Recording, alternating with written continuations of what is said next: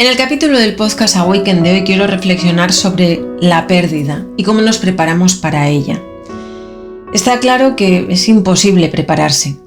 Podemos tener herramientas, podemos tener recursos que nos ayuden a gestionar emocionalmente la pérdida de una manera mucho más amable para nosotros, pero está claro que la pérdida siempre es muy difícil prepararse para ella. Nos podemos encontrar con muchísimos tipos de pérdidas, como puedan ser la muerte de un familiar, una separación, una pérdida de trabajo, un distanciamiento en una relación de amistad o familiar.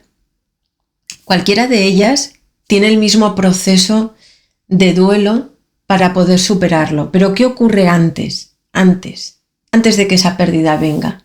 ¿Cómo tengo herramientas para poder afrontar las pérdidas que puedan venir a mi vida de una manera emocionalmente estable, por así decirlo, dentro de lo inestable que puede suponer ese momento? Esto es algo sobre lo que yo creo que todos, según vamos cumpliendo años, vamos trabajando y vamos aprendiendo, pero sí que es cierto que para mí era importante hacer esta reflexión hoy dentro del podcast Awaken, porque hace unos años y debido a pérdidas muy fuertes a nivel familiar, tuve que aprender a desarrollar esa capacidad para poder gestionar emocionalmente esa pérdida de una manera mucho más amable.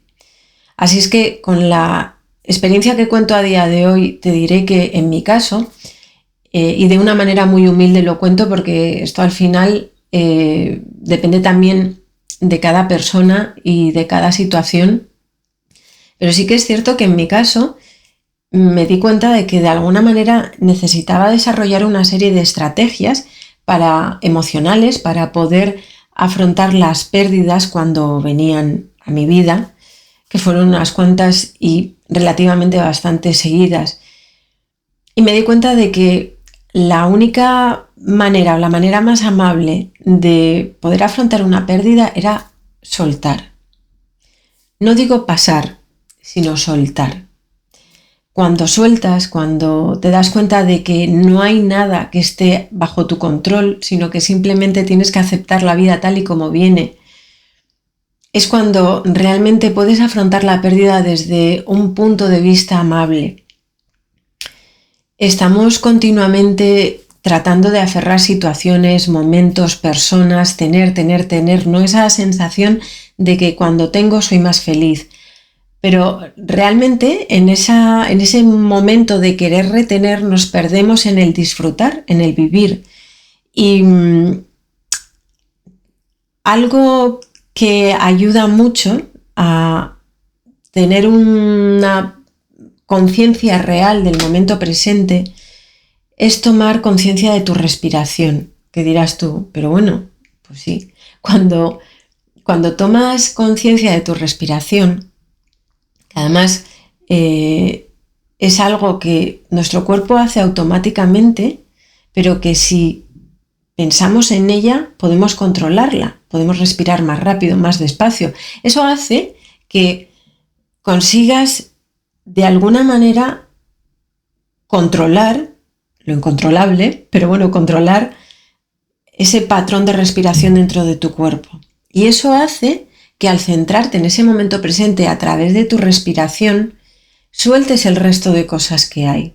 No sé si me coges un poco por donde voy, pero en mi caso me di cuenta de que cuando se acercaba un momento de pérdida, ya no solo una pérdida traumática como es el fallecimiento de un familiar, sino cualquier tipo de pérdida, el que se acaben situaciones, pues yo qué sé, estás de vacaciones y de repente se acaban las vacaciones. No es algo muy trivial comparándolo con lo otro que te digo, pero sí que es cierto que muchas veces cuando estamos de vacaciones y estamos en un momento de desconexión total, el tener que volver de nuevo a la rutina es como otra pérdida, es otro duelo y hay que vivirlo de una manera. Entonces, ¿cómo gestionas eso? Simplemente soltando, dejándote llevar.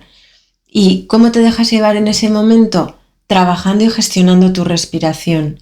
En el momento en el que te das cuenta de que no hay nada que puedas controlar en tu vida, salvo algo tan sencillo como es en este momento tu respiración, cómo respiras y por extensión cómo relajas y calmas tu mente y tu cuerpo, es en el momento en el que te puedes preparar para la pérdida.